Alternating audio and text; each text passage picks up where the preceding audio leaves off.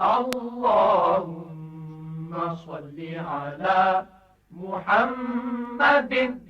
اللهم صل على محمد وعلى آله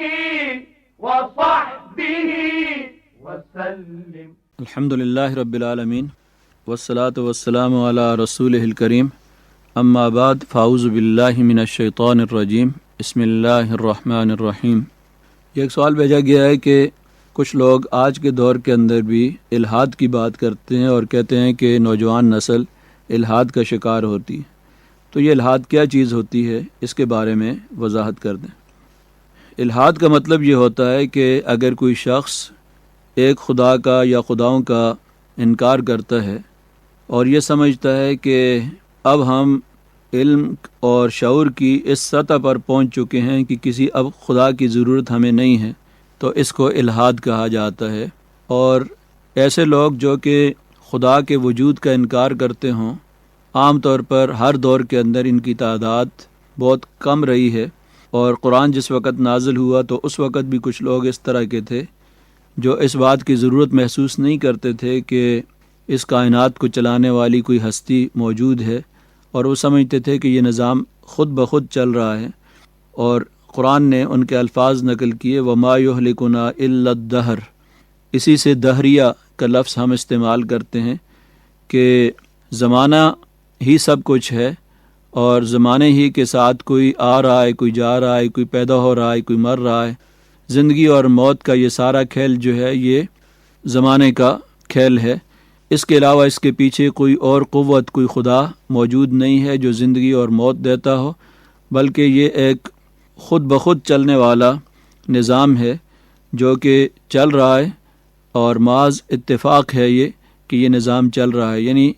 یہ ساری کائنات جو ہے محض اتفاق کی بنیاد پر چل رہی ہے، اور اس کے پیچھے کوئی اندھی بہری فورسز ہیں، قوتیں ہیں فطرت کی جو اس نظام کو چلا رہی ہیں، جس کو دہر ان قوتوں کا نام ہے جو کہ اس کائنات کے پیچھے جو اسباب کار فرما ہیں وہ قوتیں اس کو چلا رہی ہیں، نیچرل فورسز جو ہیں وہ ان کو چلاتی ہیں۔ تو یہ الحاد کا یہ سلسلہ آج کا نہیں ہے، بلکہ قدیم الحاد بھی تھا اور آج کے دور کے اندر بھی ہے۔ قدیم الحاد کی بنیاد جہالت پر تھی کہ لوگ یہ سمجھتے تھے کہ بس زمانہ ہی سب کچھ ہے، اور زمانے میں کی گردش سے اچھے برے حالات آتے رہتے ہیں، نشیب و فراز آتے رہتے ہیں، اتار چڑھاؤ آتے رہتے ہیں، اس کے پیچھے کوئی خدا نہیں ہے اور کوئی ہستی ایسی موجود نہیں ہے۔ اور آج کے دور کے اندر جو سوالات اٹھائے جاتے ہیں ان لوگوں کی طرف سے، بالخصوص نوجوان نسل جو الحاد کا شکار ہوتی ہے، وہ بڑے شعوری طور پر اور مدلل انداز کے اندر الحاد کی بات کرتے ہیں، اور عام طور پر بہت سے نوجوانوں کو یہ سنا، اور خاص طور پر وہ جو کہ الحاد کا شکار ہوتے ہیں، وہ یہ سوال اٹھاتے ہیں کہ یہ کیسا خدا ہے کہ کسی کو اس نے معذور بنایا اور کسی کو صحت مند بنایا ہے، کسی کو مفلس کر دیا، کسی کو مالدار کر دیا ہے، کسی کو بیمار کر دیا، کسی کو صحت مند کر دیا ہے۔ اس طرح کے سوالات کر کے تو وہ لوگوں کے ذہنوں کے اندر اللہ تبارک و تعالیٰ کے وجود کے بارے میں اور اس کی ہستی کے بارے میں مختلف قسم کے شکوک اور شبہات اور الجھنیں پیدا کرتے ہیں، اور اللہ تبارک و تعالیٰ کے وجود کی نفی کرنے کے لیے یہ سارے سوالات اٹھاتے ہیں۔ تو اس کے پیچھے بہت سے نظریات ہیں، مثلا بگ بینگ کی کھوک سے جنم لینے والے جو نظریات ہیں، ان کا بھی الحاد کے اندر بڑا عمل دخل ہے۔ اسی طرح نظریہ ارتقاء جو ہے، اس کا بھی الحاد کے اندر بڑا عمل دخل ہے، اور نظریہ ارتقاء کی جو جدید ابھی شکل ہے کہ ہر بعد میں آنے والی نسل پہلے سے بہتر ہے اور زیادہ معاملہ فہم ہے، ان کے پاس زیادہ علم ہے، زیادہ ترقی یافتہ ہیں، اور اس کے لیے وہ آج کے ترقی یافتہ دور کی مثالیں پیش کرتے ہیں کہ آج سے کچھ عرصہ پہلے اس طرح کے نہ وسائل تھے اور نہ ہی اس طرح کے لوگ جو ہیں وہ ترقی یافتہ تھے، بلکہ علم کے لحاظ سے، ٹیکنالوجی کے لحاظ سے اور معاملہ فہمی کے لحاظ سے آج کی نسل سے وہ بہت کم تھے۔ اور اسی کو بنیاد بنا کر یہ بات بھی کہی جاتی ہے کہ ہمارے جو بزرگان دین ہیں، بڑے بڑے ائمہ ہیں، مجتہدین ہیں،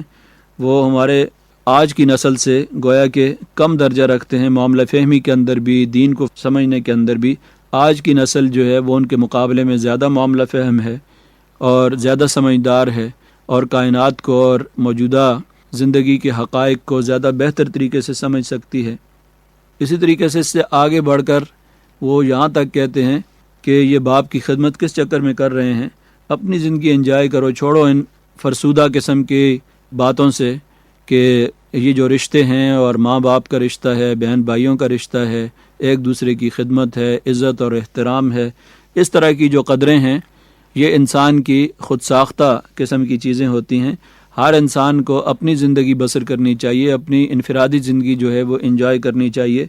اور اس سے لطف اندوز ہونا چاہیے۔ باقی دوسروں کی خاطر یہ قربانی دینے کے معاملات ہو گئے یا ان کی خدمت اور ان کے لیے مشقت اٹھانا، یہ ساری چیزیں جو ہیں ان کو فرسودہ خیال کرتے ہیں۔ تو گویا ان کی الحاد کے اندر بنیادی جو ہے وہ فلسفہ انفرادیت اور خود غرضی کا ہے، مادہ پرستی کا ہے، اور مذہب کا متبادل یہ پیش کیا جاتا ہے کہ فطری طور پر مذہب اپنی طرف ایک کشش رکھتا ہے، تو اس کے مقابلے میں وہ کہتے ہیں کہ قومیت اور وطنیت کی جو چیزیں ہوتی ہیں اور انسانی حقوق، سیاسی جد و جہد، خدمت خلق اور سوشل ورک جو ہے یہ کرنا چاہیے انسان کو، اور اس کے ذریعے جو ہے وہ تسکین حاصل کی جا سکتی ہے جو مذہب کے ذریعے انسان کو تسکین حاصل ہوتی ہے۔ گویا کہ آج کے مادہ پرست انسان نے اپنا سب سے بڑا خدا جو تراشا ہے وہ مادہ پرستی ہے اور انفرادیت ہے، اپنی شخصیت ہی کو سب کچھ بنا دیا ہے، اپنے آپ ہی کو خدا بنا دیا ہے، اور اسی کے ارد گرد اس کی ساری جد و جہد اور اس کا مرکز اور محور اس کی ذات بن جاتی ہے، اور اسی کی پوجا کے اندر ساری زندگی گزارتا ہے۔ تو انسان کسی نہ کسی چیز کو تو پوجتا ہے، خدا کو نہیں پوجے گا تو اپنے آپ کو پوجے گا، مادے کو پوجے گا، معیار زندگی کے بت کو پوجے گا، کہیں نہ کہیں کسی بت کے سامنے تو سجدہ ریز ہوگا۔ اللہ تبارک و تعالیٰ کی ذات کو چھوڑے گا تو ایک نہیں بلکہ بے شمار بتوں کے سامنے سجدہ ریز ہوگا۔ اس لیے مادیت الحاد پرست جو ہیں یا ملحدین جو نوجوان ہیں، وہ جب ایک خدا کے وجود کا انکار کرتے ہیں تو کئی خداؤں کے آگے ان کو سجدہ ریز ہونا پڑتا ہے، کئی خداؤں کی سجدہ گاہ پر جا کر ان کو سجدہ کرنا پڑتا ہے اور ان کے دروازوں پر دستک دینی پڑتی ہے۔ کہیں وطنیت ہے، کہیں قومیت ہے، کہیں انسانی حقوق کا بت ہے اور کہیں معیار زندگی کا بت ہے۔ تو یہ مختلف قسم کے بت ہیں، ہر دور کے اندر یہ اپنی شکلیں بدلتے رہتے ہیں اور بڑے خوشنما الفاظ کے اندر ان کو بیان کیا جاتا ہے، جس کی وجہ سے ہمارا نوجوان طبقہ جو ہے وہ شیطان کی اس گمراہی کے اندر پھنس جاتا ہے، اس لیے کہ ہمیشہ شیطان جو ہے وہ چیزوں کو مزین بنا کر پیش کرتا ہے اور خوشنما بنا کر سمجھتا ہے کہ یہ تمہارے فائدے میں ہے۔ زُیِّنَ لِلنَّاسِ حُبُّ الشَّهَوَاتِ، کہ لوگوں کے لیے خوبصورت بنا دی گئی ہیں جو شہوات کے ساتھ جو محبت ہے، اور خود اپنی شہوت پرستی جو ہے اس کو وہ پسند کرتا ہے، اپنی خواہشات نفس کو خدا بنا لیتا ہے، تو یہ چیزیں اس کو بڑی اچھی لگتی ہیں اور وہ سمجھتا ہے کہ وہ بڑا روشن خیال ہے، بڑی ترقی یافتہ دور کے اندر رہتا ہے، اس کے افکار اور خیالات جو ہیں وہ آج کے دور کے اندر جو ہے وہ بڑے ایک روشن خیالی کا مظہر ہیں۔ تو یہ سب شیطانی دھوکے ہیں۔ انسان عزت اور کامیابی صرف اور صرف اللہ تبارک و تعالیٰ کے دربار پر جھک کر ہی حاصل کر سکتا ہے، اور ان بے شمار خداؤں کی غلامی سے اسی وقت نجات حاصل کر سکتا ہے کہ ایک خدا کے در پر جھک جائے۔ دعا ہے کہ اللہ تبارک و تعالیٰ ہمیں ہر دور کے فتنوں سے محفوظ رکھے۔ اللہم ارزقنی حبک وحب من ینفعنی حبہ عندک۔ اے اللہ،